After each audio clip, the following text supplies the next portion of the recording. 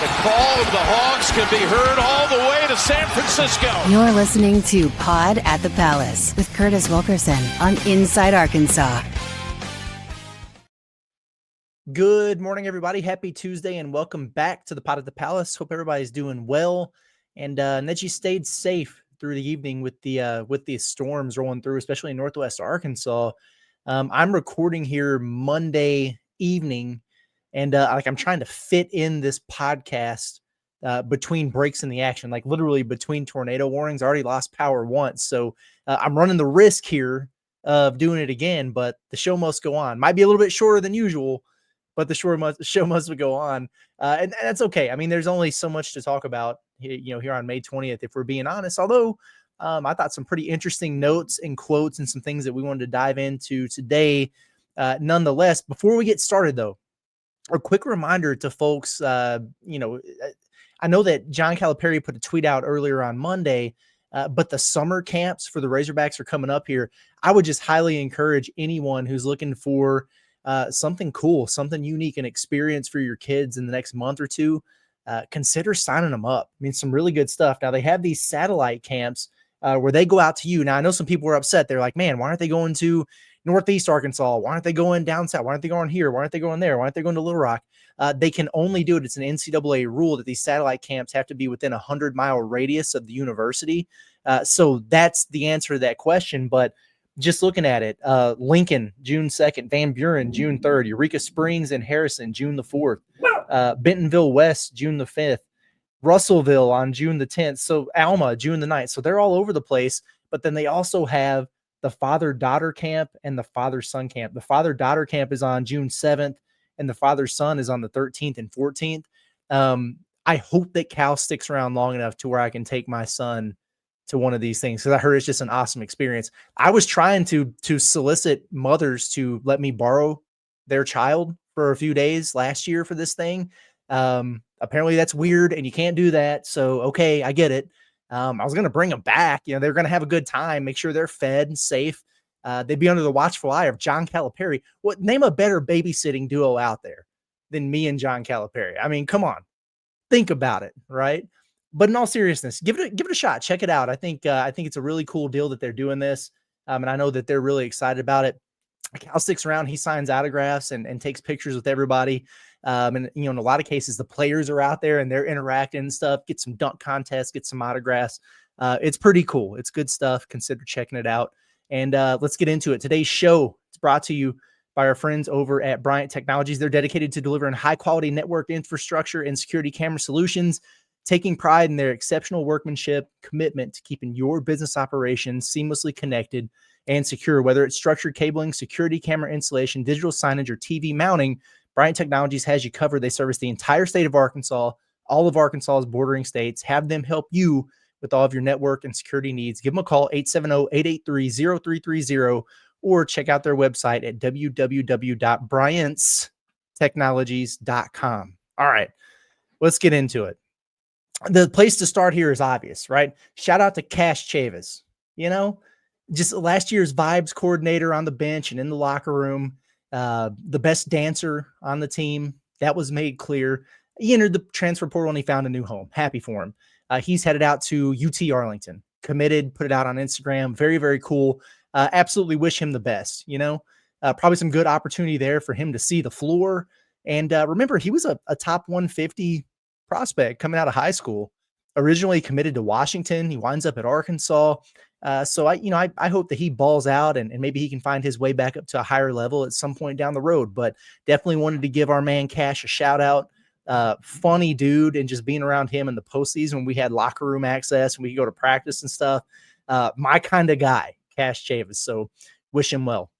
Let's see. Nothing new yet with Karter Knox. We'll kind of go through the updates here. Nothing new yet with Karter Knox. And no, that's not a bad thing or a concerning thing. Just no announcement on his front.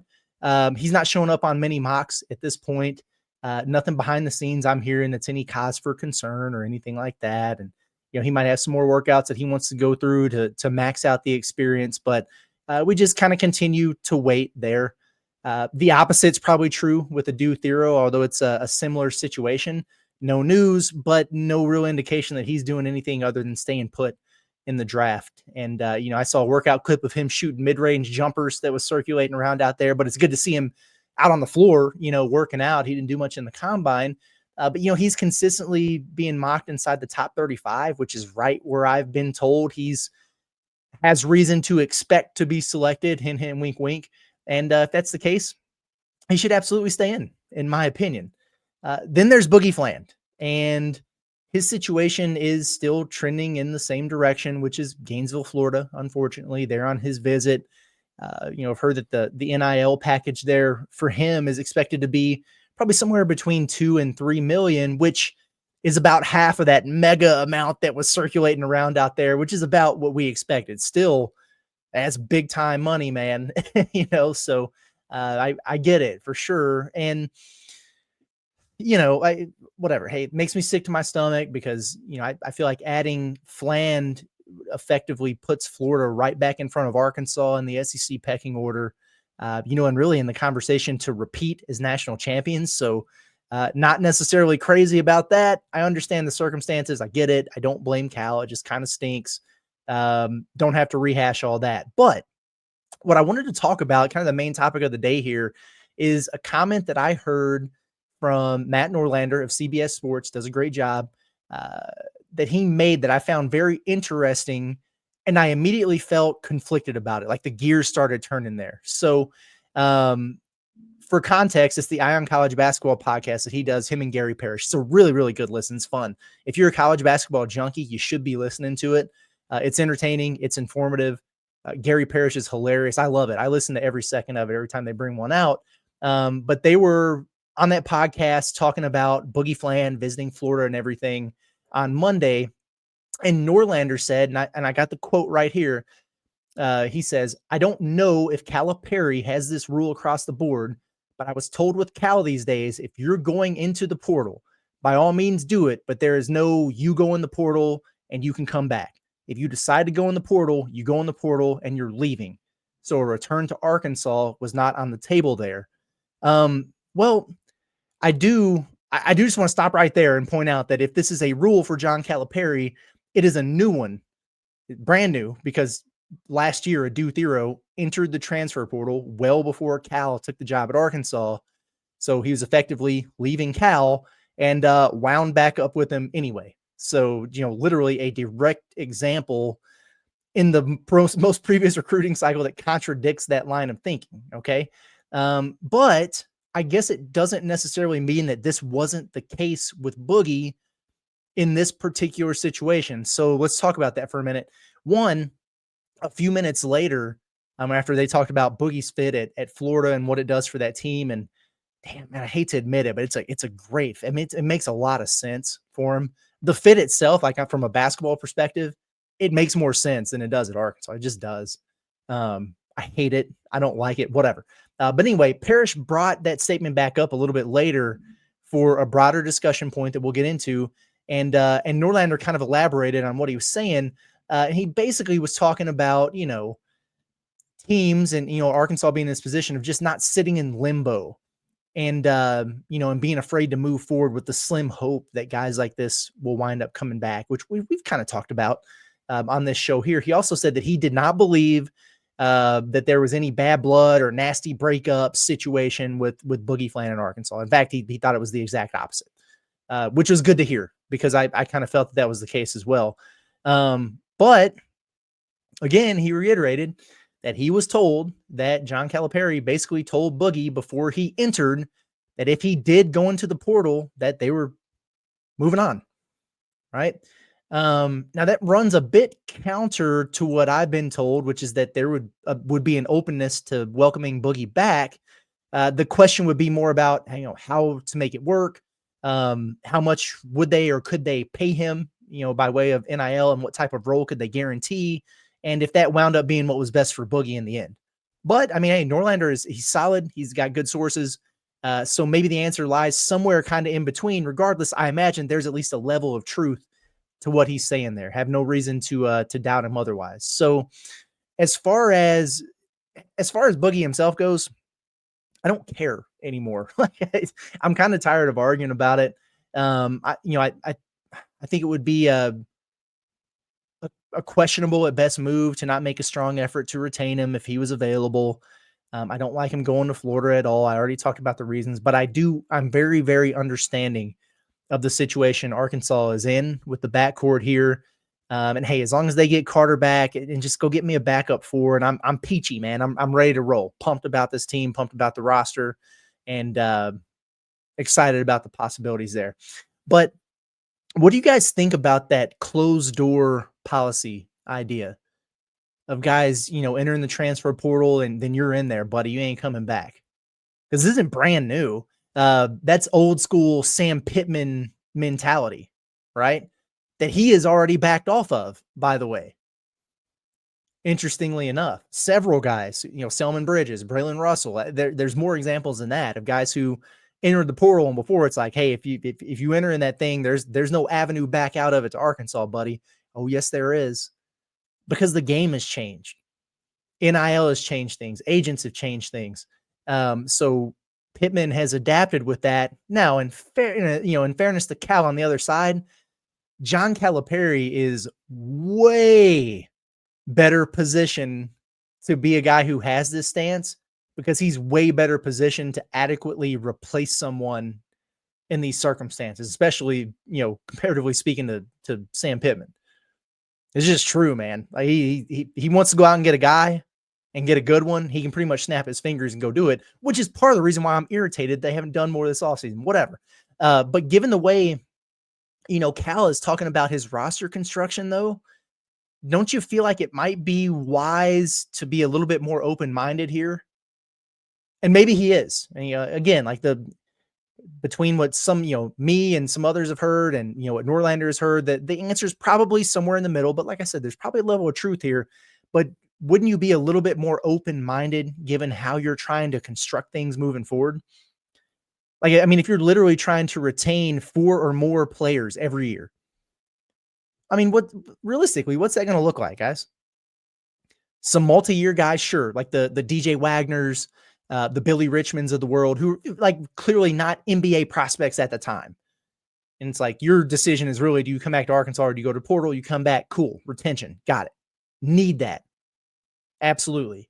But look at where things stand right now, folks. You have NBA draft locks. Hell, you have guys who are very realistic first-round picks who are going through the draft process, but they're opting to go back to school and passing up on that because of NIL opportunities. It's wild. Well, chances are, in my opinion, Arkansas is going to have some freshmen in the future, one and done types, or guys like Karter Knox might be next year in that exact same situation.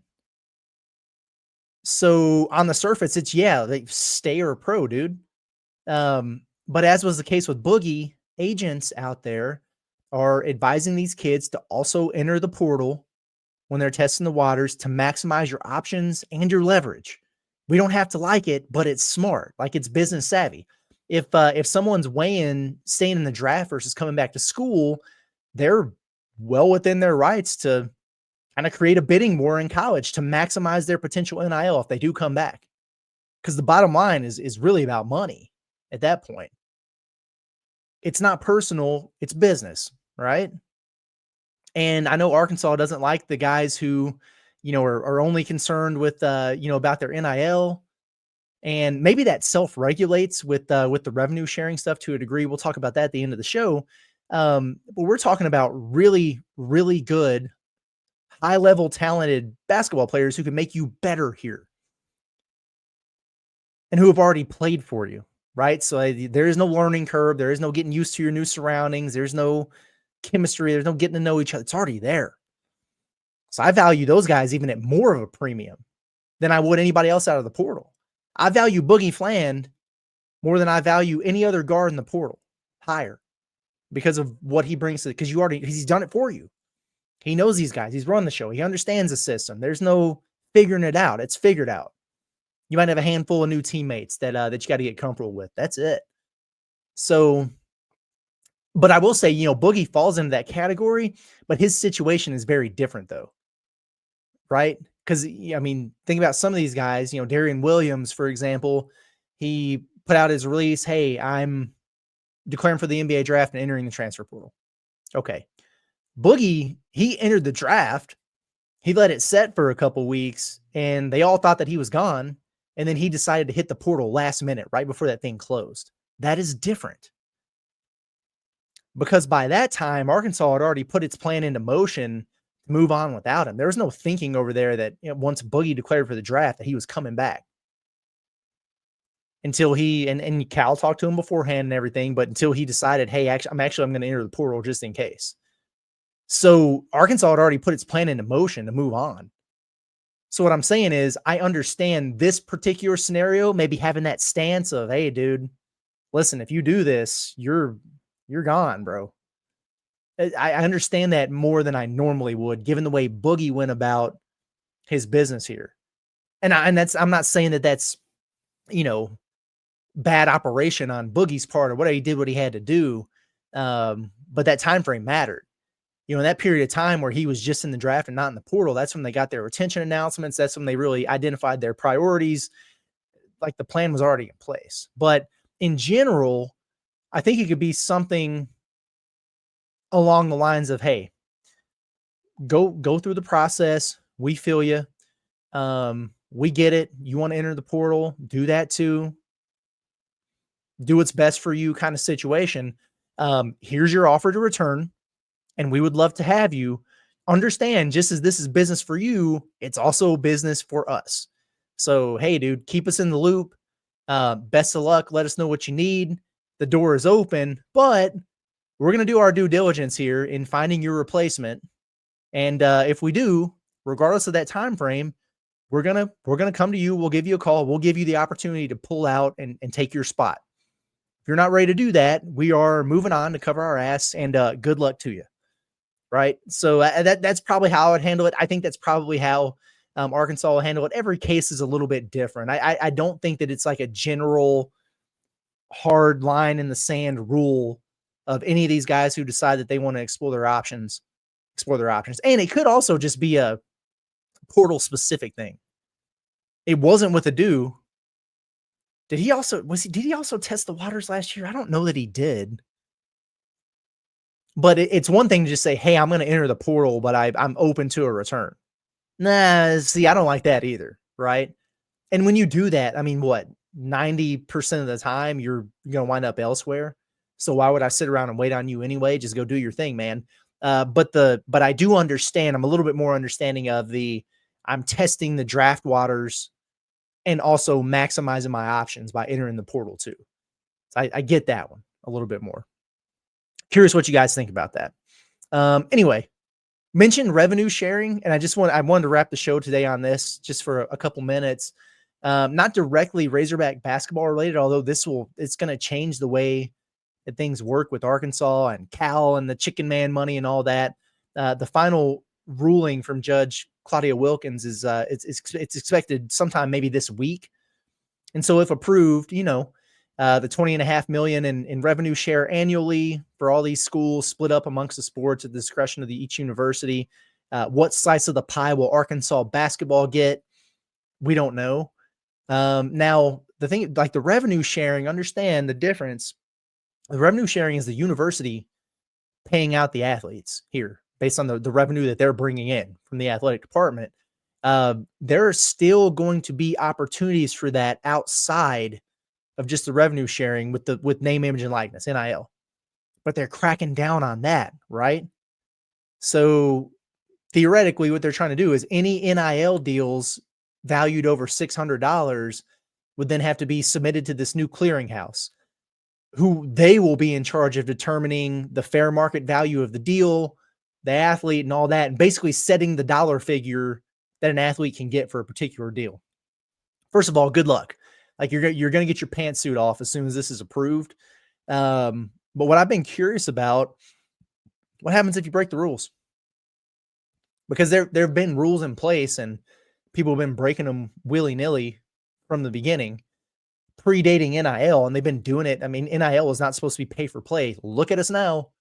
It wasn't supposed to be booster funded. So look at us now. You know what I mean? And nothing has happened. So what if you break the rules now? Like, what if Arkansas decides, I don't know, man, like the Razorback raffle was killing it. We can pay out more than $20.5 million to our kids in revenue share. Cooks the books, like Remy winds up being a shark, right? What happens? What if under their purview, John Tyson or whoever seeing like, oh, what this is this is fair market value. Like, this is what no, screw that. I got your fair market value. I'm going to wipe my rear end with it. And I'm going to pay these kids whatever the heck I want. What happens? Well, allegedly, and I read the story over at ESPN, they're trying to change the way that the enforcement stuff works, because that's the biggest thing.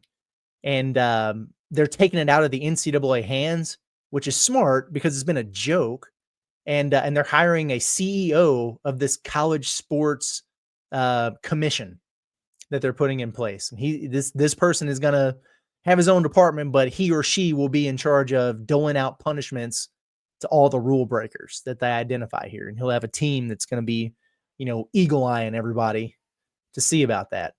By the way, this was something that was pushed for by the commissioners of the SEC, the Big 10, the Big 12, and the ACC.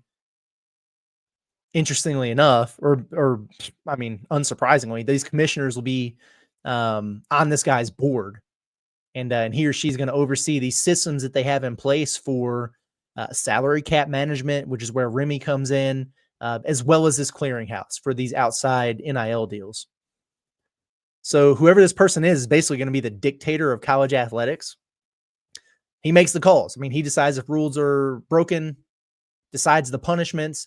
All the member schools apparently are going to have to sign new agreements, basically that, hey, we'll agree to follow all these rules, and we'll accept all rulings that come from you as final. They have to waive their rights to a jury trial if they don't like it. Like, the only recourse there would be some arbitration. It's kind of wild.